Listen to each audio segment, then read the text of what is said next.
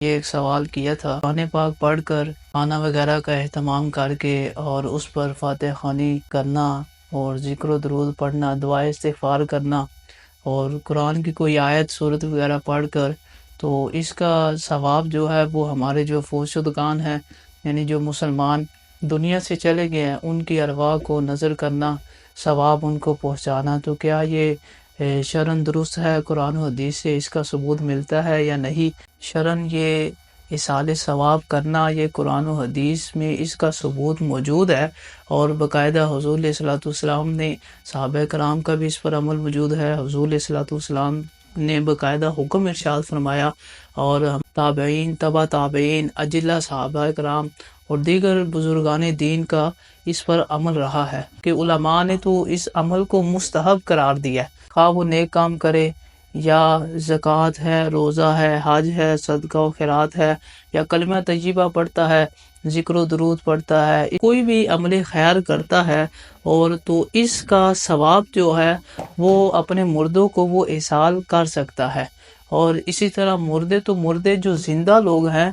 زندہ کو بھی اس کا ثواب ایصال کر سکتا ہے۔ قرآن و حدیث میں واضح موجود ہے اور کثیر دلائل موجود ہیں۔ ترمذی شریف کے اندر حدیث پاک، یہ سیاہ ستہ میں سے بہت ہی مشہور و معروف کتاب ہے، اس کے اندر حدیث پاک موجود ہے کہ حضور علیہ الصلوۃ والسلام نے ارشاد فرمایا کہ جب تم میں سے ایک شخص کھانا کھائے تو کہے بسم اللہ، یعنی اللہ کے نام سے۔ تو دیکھیں اب بسم اللہ شریف یہ قرآن پاک کی ایک آیت ہے، مفسرین کرام اس کو مکمل قرآن کی ایک آیت شمار کیا ہے۔ اب دیکھیں نا، جیسے قرآن پاک کی صورتوں سے پہلے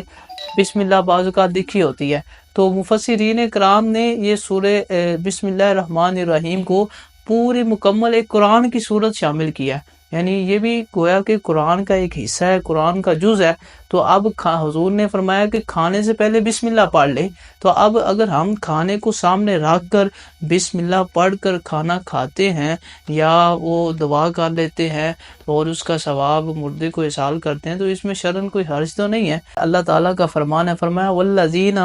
جاءوا من بعد یقولون ربنا اغفر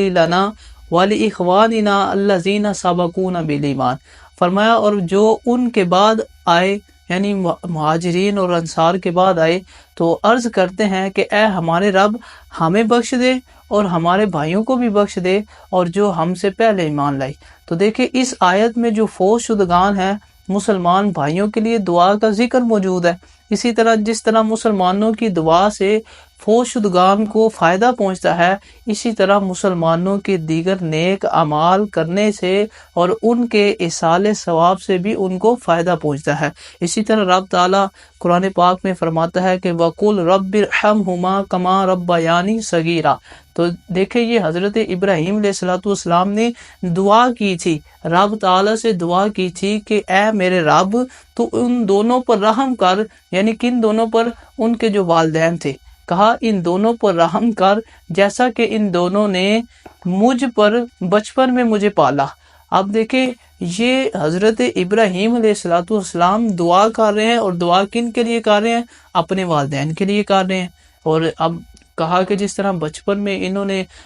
مجھے پالا، کھلایا، پلایا، میری پرورش کی، تو اے مولا اب ان دونوں پر تو اپنی رحمت کے خزانوں کو کھول دے۔ اسی طرح ایک اور مقام پر فرمایا ربنا اغفر لی ولوالدی وللمؤمنین یوم یقوم الحساب، کہا کہ اے اللہ مجھے بھی بخش دے اور میرے ماں باپ کو بھی بخش دے اور سب مسلمانوں کو جس دن حساب قائم ہوگا۔ واضح یہ الفاظ موجود ہیں اس قرآن کی آیت میں کہ حضرت ابراہیم علیہ الصلوۃ والسلام نے رب تعالیٰ سے دعا کی کہ مولا مجھے بخش دے، میرے والدین کو اور سب مسلمانوں کو بخش دے۔ تو آپ دیکھیں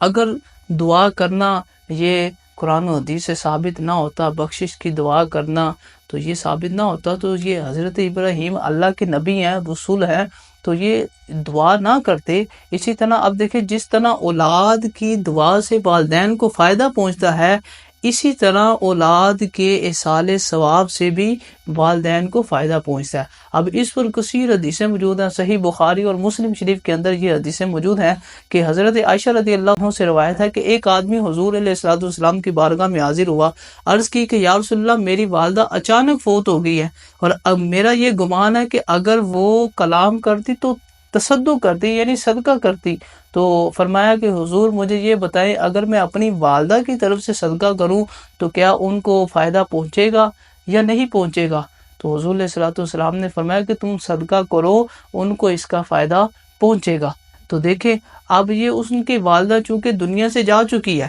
پھر حضور کی بارگاہ میں آئے اور سارا معاملہ عرض کیا، تو حضور علیہ الصلوۃ والسلام نے فرمایا کہ تم صدقہ کرو، ان کو اس کا ثواب پہنچے گا۔ اسی